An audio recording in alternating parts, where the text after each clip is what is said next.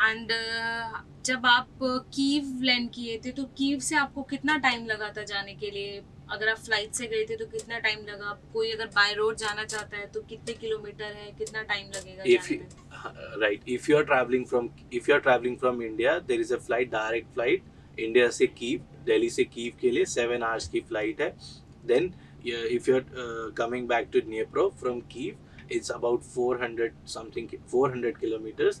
You can either come by train or you can come by bus. It's around 4 hours journey. Okay. And by road? Yeah, by road it's around 5 and 5 hour, half an. So university में total number of student कितने हैं?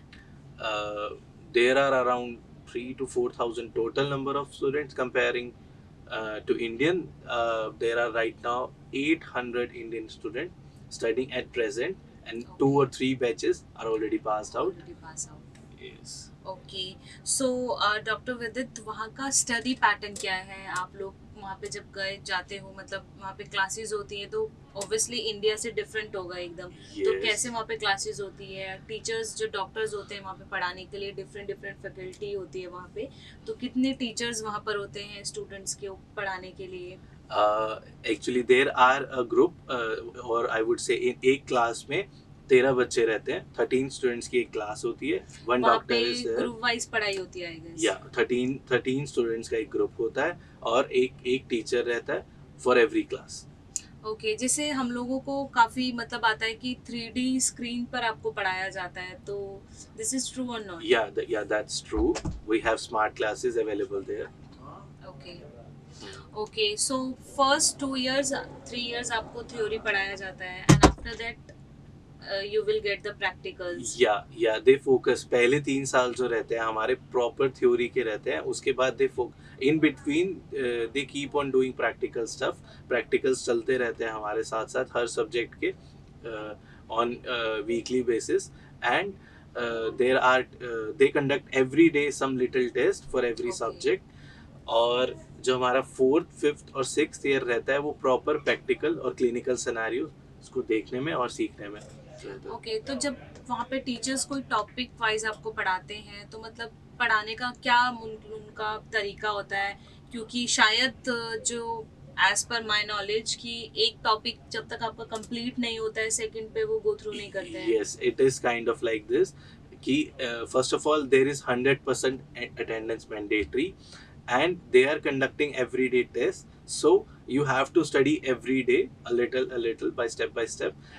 And by this, if you are not, if in any case you are not coming to classes, you have to do rework for that class so that you know that topic too, so that you don't miss the topic at all. Okay. And वहाँ के teachers कितने cooperative है? क्योंकि obviously student के लिए उनका जब आप एमबीबीएस कर रहे हो the main part is the teacher, तो कितना हेल्पफुल है वहाँ के teachers?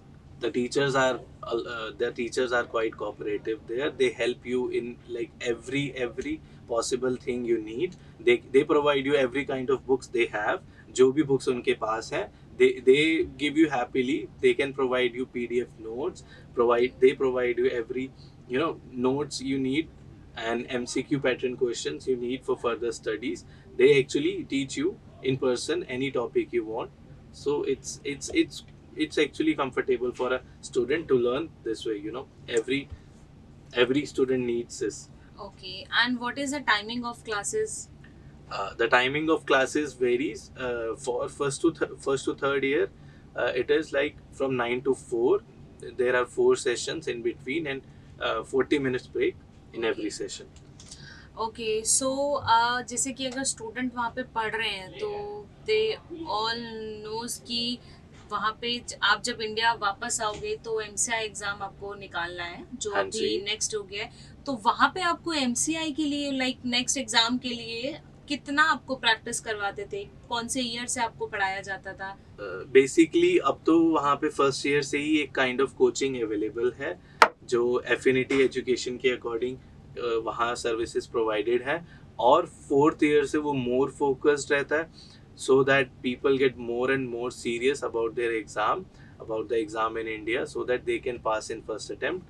So it becomes easy. जब आप इंडिया आते हैं तो ईजिली एग्ज़ाम निकल जाता है अगर आप डेली बेसिस पे पढ़ाई कर रहे हैं, तो it's not difficult at all. Okay, so वहाँ का इंफ्रास्ट्रक्चर कैसा है? Infrastructure there is totally different, यहाँ इंडिया से बिल्कुल डिफरेंट है और काफ़ी अच्छा है, बिकॉज वहाँ का जो क्लासेस हैं वो बहुत डिफरेंट है, टोटली मैनेज है वेदर से और हमारे स्टडी पैटर्न से लेकर स्मार्ट क्लासेस हैं। ओके, वन मोर क्वेश्चन कि वहाँ पर आप जब प्रैक्टिकल्स करते हो तो कैडेवर्स होते हैं या फिर डमी बॉडीज पर आपको Yeah, करवाते हैं? yes, Shweta, cadaver is provided there. In anatomy classes, you get every kind of, specimens you need to study. जो specimens आपको पढ़ने के लिए चाहिए होते हैं, bones, every bone is available. You get to study. You get to know everything there with every specimen. Okay, so आप जब कंप्लीट कर कर आए, अच्छा एक चीज़ और जो काफ़ी, इवन आप इस पे थोड़ा सा स्टूडेंट को ब्रीफिंग देंगे ज़्यादा बेटर रहेगा, क्योंकि आप ऑलरेडी एक्सपीरियंस्ड हो, आप वो एग्ज़ाम देकर आ चुके हो। काफ़ी स्टूडेंट हैं जो बैकआउट कर लेते हैं यूक्रेन के ऑप्शन से because of the crock test. Yeah. तो दिस इज टफ और नॉट, मतलब काफ़ी स्टूडेंट को लगता है this exam is very tough, they can not clear that exam. नहीं, मैं अगर बिल्कुल रियल फैक्ट बेसिस पे बात करूँगा, तो फैक्ट यही है कि अगर आप डेली बेसिस पे नॉर्मली पढ़ाई करते हो तो exam is not difficult at all. You pass the exam very easily, बहुत इजीली निकल जाता है। अगर आप थर्ड ईयर के क्रॉक 1 की बात कर रहे हो, यू गेट 3 अटेम्प्ट्स, और अगर आप लास्ट क्रॉक की बात कर रहे हो तो you are studying for 5 years, तो आप इतना नॉलेज गेन कर लेते हो कि एग्ज़ाम वहाँ का ईजिली निकाल सकते हो। एंड जो आने वाला होता है वो शायद आपको क्वेश्चंस भी प्रोवाइड हो जाते हैं। यस, देयर इज, मतलब डाटा एक रहता है, क्वेश्चंस का डाटा रहता है, एक आइडिया रहता है कि ये क्वेश्चंस हैं, इन्हीं से ही लिंक्ड रहेगा और उन्हीं के बिहाफ और बेसिस पे क्वेश्चन या क्रॉक का टेस्ट होगा, तो it becomes more easier to clear the exam. Exactly, and उस एग्जाम में वही आता है जो ऑलरेडी आप स्टडी कर चुके होते हो। तो काफ़ी स्टूडेंट को रहता है कि उस एग्ज़ाम की वजह से वो बैकआउट कर लेते हैं यूक्रेन से, कि नहीं यूक्रेन नहीं जाना, वहाँ पे क्रॉक टेस्ट होता है, वो क्लियर नहीं कर पाए तो डिग्री नहीं मिलेंगी। But in general I would say कि मैं यही कहना चाहूँगा, जब तक कोई एग्ज़ाम नहीं होगा तो आपकी नॉलेज का टेस्ट नहीं होगा, तो एग्ज़ाम तो होना बहुत ही ज़रूरी है, सो दैट हम एक डिसिप्लिन को मेंटेन कर पाए और टाइमली पढ़ाई कर पाए।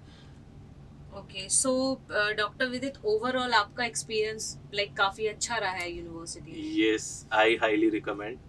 ओके, सो जब आप कंप्लीट कर कर आए अपना पूरा 6 ईयर, आपको डिग्री मिल गई, first of all congratulation. Okay, and उसके बाद जब आप वापस आए हो तो क्या चैलेंजेस आपको फेस करने पड़े थे about MCI exam, FMG and internship? Basically हमें यूक्रेन में पढ़ते वक्त ही अपने आप को MCI या अब NMC में रजिस्टर करना होगा।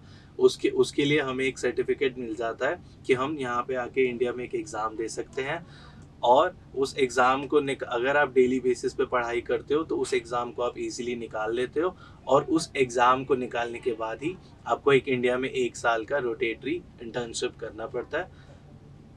सो FMG एग्ज़ाम कितना टफ है, मतलब कितने अटेम्प्ट में आपने क्लियर किया? क्योंकि उस एग्ज़ाम का भी काफ़ी स्टूडेंट को, इवन अब तो हमारा 2023 से आपका नेक्स्ट एग्ज़ाम हो जाएगा, and that is for every MBBS student. So अभी जो स्टूडेंट हैं जो भी पास आउट कर कर आएंगे, जिनको अभी भी FMG एग्ज़ाम देना है, तो उनके लिए मतलब उनको ये जानना बहुत ज़रूरी है कितना टफ रहेगा, क्या क्या उसमें आता है, आपने कितने कितने अटेम्प्ट में क्लियर किया?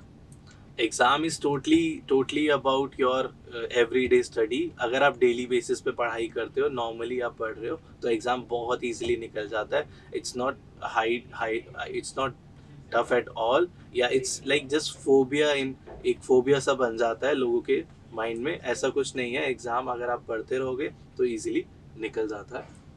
ओके, एंड उसके जब आपने क्वालिफाई कर लिया FMG, उसके बाद आपने इंटर्नशिप या स्टार्ट कर? Yes, after passing exam. Okay, so doctor विदित, अभी एज अ लाइक आप इंटर्नशिप अभी कौन से हॉस्पिटल में कर रहे हैं? अभी एट प्रेजेंट मैं हूँ डॉक्टर RML हॉस्पिटल में, Delhi. Okay, and after that आपने क्या प्लान किया है?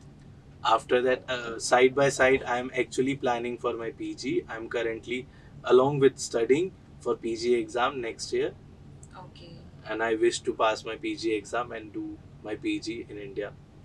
Okay, that's great. So thank you so much doctor विदित अरोड़ा. आपने अपना एक्सपीरियंस शेयर किया, अपना काफ़ी इम्पोर्टेंट टाइम जो आप पेशेंट्स के साथ डील करते हो, थोड़ा सा आपने हमारे साथ शेयर किया वो time. So thank you very much and hope कि जो भी आपके आगे के डिसीजंस हैं, प्लानिंग है, you get the success. Yeah, thank you, Shweta, and thanks to Affinity Education who helped me in every step I needed. Thanks a lot. So thank you everyone for watching this video. आपको और भी कोई doubt होता है about any university, आप comment section में mention कर सकते हो. ऐसे ही सेशन हम और लाते रहेंगे. वी हैव मेनी स्टूडेंट जो पास आउट होकर आ गए हैं. So thank you everyone. Like this video.